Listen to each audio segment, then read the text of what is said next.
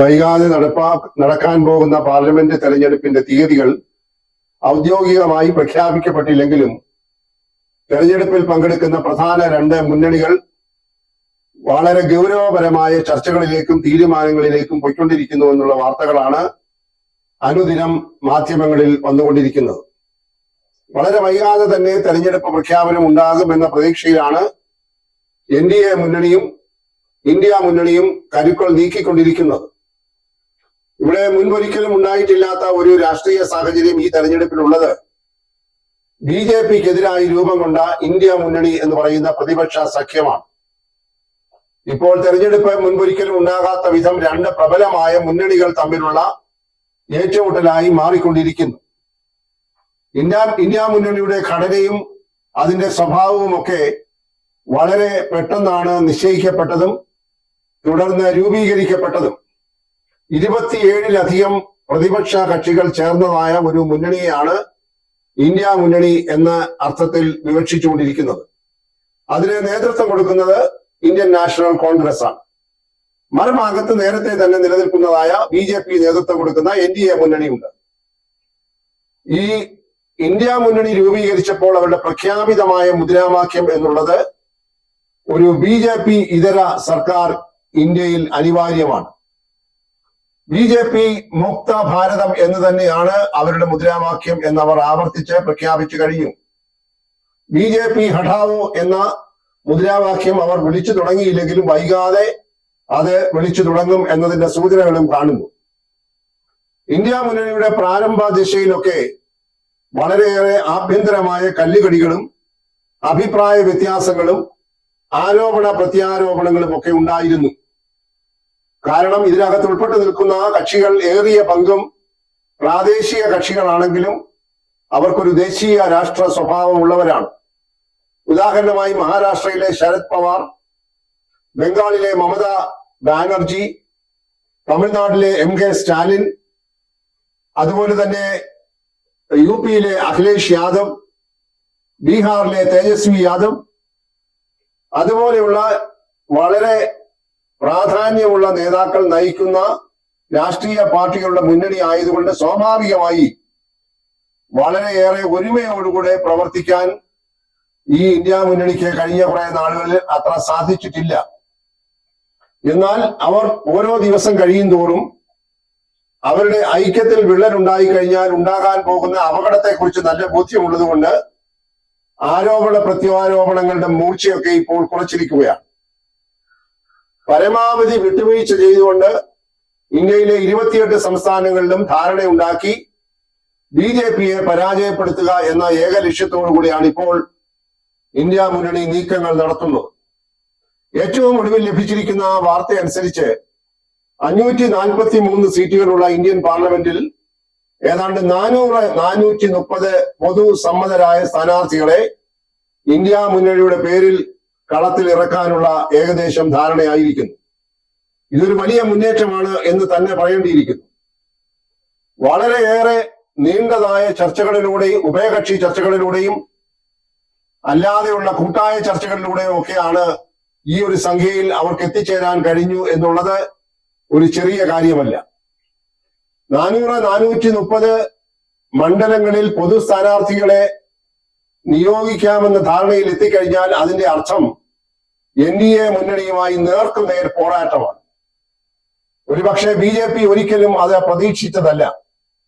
BJP ആവർത്തിച്ച് പറഞ്ഞുകൊണ്ടിരിക്കുന്നത് ഇതൊരു അവിയൽ മുന്നണിയാണ്, ഒരു തരത്തിലും അവരുടെ ഇടയിൽ ഐക്യം നിലനിർത്താനായി സാധിക്കുകയില്ല, ആ അനൈക്യത്തിന്റെ മറവിൽ ഞങ്ങൾ 400 സീറ്റിലധികം നേടിക്കൊണ്ട് വീണ്ടും അധികാരത്തിൽ വരുമെന്ന് ഈ പറയുന്ന NDA മുന്നണി വീമ്പിളക്കിക്കൊണ്ടിരിക്കുകയാണ്. വളരെ ധാർഷ്ട്യത്തോടും ധിക്കാരത്തോടും കൂടിയാണ് ഭാരതീയ ജനതാ പാർട്ടിയുടെ നേതാക്കന്മാർ, പ്രധാനമന്ത്രി ഉൾപ്പെടെയുള്ളവർ അവരുടെ തെരഞ്ഞെടുപ്പ് വിജയത്തെക്കുറിച്ച് പ്രവചിക്കുന്നത്.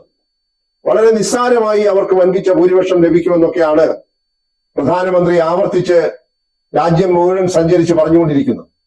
എത്ര കോടികളാണ് ദൈനംദിനം അവർ പരസ്യത്തിനായി ചെലവഴിച്ചുകൊണ്ടിരിക്കുന്നത്. ദൃശ്യമാധ്യമങ്ങൾ മുഴുവൻ നരേന്ദ്രമോദിയുടെ പരസ്യം കൊണ്ട് നിറഞ്ഞിരിക്കുന്നു. ഈ പരസ്യത്തിനുള്ള പണം എവിടെ നിന്നാണ്? നികുതിദായകന്റെ പണം എടുത്തുകൊണ്ടാണ് തന്റെ പ്രതിച്ഛായ വർദ്ധിപ്പിക്കുന്നതിന് വേണ്ടി ഈ തരത്തിലുള്ള പ്രചരണങ്ങൾ നിർലജ്ജം അഴിച്ചുവിട്ടിരിക്കുന്നത് എന്ന് പറയാതിരിക്കാൻ നിവർത്തിയില്ല. ദൃശ്യമാധ്യമങ്ങളിലൊക്കെ മോദി ഗ്യാരണ്ടി എന്ന് പറയുന്ന ഒരു പുതിയ പദപ്രയോഗത്തിലൂടെ വളരെ വ്യാപകമായി പ്രചാരണം അഴിച്ചുവിട്ട് കഴിഞ്ഞു. എപ്പോഴും ഏത് തെരഞ്ഞെടുപ്പിലും അധികാരത്തിലിരിക്കുന്ന കക്ഷിക്ക് ചില പ്രത്യേക സൗകര്യങ്ങളുണ്ട്. നമ്മൾ നേരത്തെ ചർച്ച ചെയ്ത വിഷയമായതുകൊണ്ട് ആവർത്തിക്കുന്നില്ല. തെരഞ്ഞെടുപ്പ് ബോണ്ടുകൾ വഴി ശതകോടികളാണ് BJP സംഭരിച്ചു വച്ചിരിക്കുന്നത്. മറ്റ് കക്ഷികളിൽ നിന്നൊക്കെ വളരെ ദൂരം മുന്നിലാണ് BJP അവരുടെ ഇലക്ഷൻ ഫണ്ടിൽ എന്ന കാര്യത്തിൽ യാതൊരു സംശയവും ആർക്കുമില്ല. ബഹുമാനപ്പെട്ട സുപ്രീം കോടതി ഇടപെട്ടത് കൊണ്ട് മാത്രമാണ് ആ കച്ചവടം അവസാനിപ്പിക്കാൻ അവർക്ക് സാധിച്ചത്. എന്നാൽ ആ കച്ചവടം അവസാനിപ്പിക്കുന്നതിന് മുൻപ് തന്നെ അവർക്ക് ആവശ്യത്തിലധികമായ ഫണ്ട് അവർ സ്വരൂപിച്ച് കഴിഞ്ഞിരിക്കുന്നു. ആ ഫണ്ട് അവർ യഥായോഗ്യം ഉപയോഗിച്ചു തുടങ്ങുകയാണ്. കോടിക്കണക്കിന് പണം വാരി കോരി ചെലവഴിച്ചുകൊണ്ടാണ് മണ്ഡല പര്യടനം ശ്രീമാൻ നരേന്ദ്രമോദി എന്ന് നടത്തുന്നത്. കേരളത്തിന്റെ ചരിത്രത്തിൽ ഒരിക്കലും ഉണ്ടാകാത്ത വിധമാണ് ഏതാനും ആഴ്ചകളുടെ വ്യത്യാസത്തിൽ ഇന്ത്യയുടെ പ്രധാനമന്ത്രി കേരളത്തിലെ ഒരു പാർലമെന്റ് മണ്ഡലത്തിൽ വന്ന് വ്യാപകമായ പ്രചാരണം അഴിച്ചുവിട്ടിട്ട് മടങ്ങിപ്പോയത്. ഇതിനെല്ലാം ഖജനാവിലെ പണമാണ് ചെലവഴിച്ചത് എന്നുള്ള കാര്യം മറക്കരുത്. എന്തായാലും ഇപ്പോൾ ഇന്ത്യ മുന്നണിക്കുണ്ടായിരിക്കുന്ന ഊർജം അല്ലെങ്കിൽ ഉണ്ടായിരിക്കുന്നതായിട്ടുള്ള പുതുതായ ശക്തി അവർ യഥായോഗ്യം വിനിയോഗിക്കുകയാണെങ്കിൽ ഈ BJPയുടെ ധാർഷ്ട്യത്തിന് അവർ അടിയേൽക്കും എന്ന് തന്നെ വേണം കരുതാൻ. അങ്ങനെ പറയുമ്പോഴും ഇന്ത്യയുടെ ഹൃദയഭൂമിയായിട്ടുള്ള ഉത്തരേന്ത്യയിലെയും മധ്യ ഇന്ത്യയിലെയും ചില സംസ്ഥാനങ്ങളിൽ ഇപ്പോഴും പ്രശ്നം അവശേഷിക്കുന്നുണ്ട്. ഉദാഹരണമായി ബംഗാളിൽ ഇപ്പോഴും ഒരു ധാരണയിലെത്താൻ ഇന്ത്യ മുന്നണിയിലെ ഘടകകക്ഷികളായ തൃണമൂൽ കോൺഗ്രസിനും ഇന്ത്യൻ നാഷണൽ കോൺഗ്രസിനും ഇടതുപക്ഷ പാർട്ടികൾക്കും സാധിച്ചിട്ടില്ല. അവിടെ ബദ്ധവൈരികളാണ് തൃണമൂൽ കോൺഗ്രസും ഇടതുപക്ഷ കക്ഷികളും. അവരും ഇന്ത്യൻ നാഷണൽ കോൺഗ്രസും കൂടെ ചേർന്നുകൊണ്ടുള്ള ഒരു ധാരണ ഉണ്ടാക്കുവാൻ ഇതുവരെ സാധിച്ചിട്ടില്ല. അതിൽ തർക്കം ഇപ്പോഴും നിലനിൽക്കുകയാണ്. ഏറ്റവും ഒടുവിൽ കിട്ടുന്ന വാർത്ത അനുസരിച്ച് ഒരു മുതിർന്ന നേതാവായ ശ്രീ ശരത് പവാർ ഇടപെട്ട് ഈ മൂന്ന് കക്ഷികളെയും ഒരുമിച്ചിരുത്തി ഒരു ധാരണയിൽ എത്തും എന്നാണ് പ്രതീക്ഷിക്കേണ്ടത്. ഉത്തർപ്രദേശിലൊക്കെ പ്രതീക്ഷിച്ചതിനേക്കാൾ മുൻപേ ഒരു ധാരണയിൽ എത്താൻ കഴിഞ്ഞു എന്ന് പറയുന്നത് ഇന്ത്യ മുന്നണിയെ സംബന്ധിച്ചുള്ള ഒരു വലിയ നേട്ടമാണ്. കോൺഗ്രസ് പരമാവധി വിട്ടുവീഴ്ച കാണിച്ചുകൊണ്ട് ഉത്തർപ്രദേശിലെ വളരെ നിർണായകമായ സ്വാധീനമുള്ള ഒരു പാർട്ടി എന്ന നിലയിൽ സമാജ്വാദി പാർട്ടിയുമായി അഖിലേഷ് യാദവ് നേതൃത്വം കൊടുക്കുന്ന സമാജ്വാദി പാർട്ടിയുമായി ഒരു ധാരണയിൽ എത്തിക്കഴിഞ്ഞു. അതുപോലെ ഡൽഹി ഭരിക്കുന്നതായിട്ടുള്ള ആം ആദ്മി പാർട്ടിയുമായി ഏതാണ്ട് ധാരണയിൽ എത്തിക്കഴിഞ്ഞിരിക്കുന്നു. പഞ്ചാബിൽ മാത്രമേ ഉള്ളൂ ഇനി അതിന്റെ വിശദാംശങ്ങളെ കുറിച്ചുള്ള വിവരങ്ങൾ പുറത്തു വരാൻ.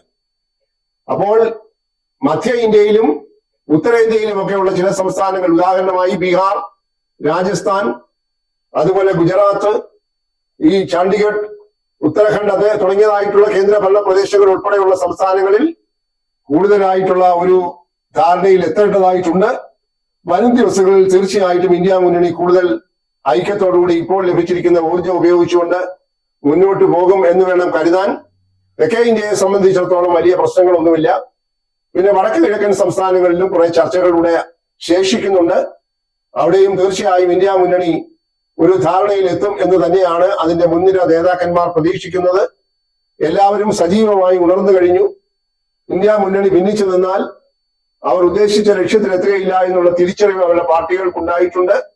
അതുകൊണ്ട് ബംഗാളിലെയും അതുപോലെ ഇനിയും അവശേഷിക്കുന്ന മറ്റ് സംസ്ഥാനങ്ങളിലെയും പ്രശ്നങ്ങളൊക്കെ ഉഭയകക്ഷി ചർച്ചയിലൂടെയും കൂട്ടായ ചർച്ചയിലൂടെയും പരിഹരിക്കപ്പെടും എന്ന് തന്നെയാണ് കരുതുന്നത്. അങ്ങനെയെങ്കിൽ 400-430 സീറ്റുകളിലേക്ക് പൊതു സ്ഥാനാർത്ഥികളെ നിർത്തുകയും ചില ഒറ്റപ്പെട്ട സംസ്ഥാനങ്ങളിൽ ഒരു ത്രികോണ മത്സരം, ഉദാഹരണം കേരളം പോലെയുള്ള ഒരു സംസ്ഥാനത്ത് LDFും UDFും ഏറ്റുമുട്ടുമ്പോൾ അതിനിടയിലൂടെ BJPയും കടന്നു കയറാൻ ശ്രമിക്കുന്നുണ്ട്. അത് വളരെ അപൂർവ സംസ്ഥാനങ്ങളിൽ മാത്രമേ ത്രികോണ മത്സരം ഉണ്ടാവുകയുള്ളൂ. ഭൂരിപക്ഷം സംസ്ഥാനങ്ങളിലും BJP നേതൃത്വം കൊടുക്കുന്ന NDA മുന്നണിയും ഇന്ത്യൻ നാഷണൽ കോൺഗ്രസ് നേതൃത്വം കൊടുക്കുന്ന ഇന്ത്യ മുന്നണിയും തമ്മിൽ തന്നെയായിരിക്കും ഏറ്റുമുട്ടുന്നത്.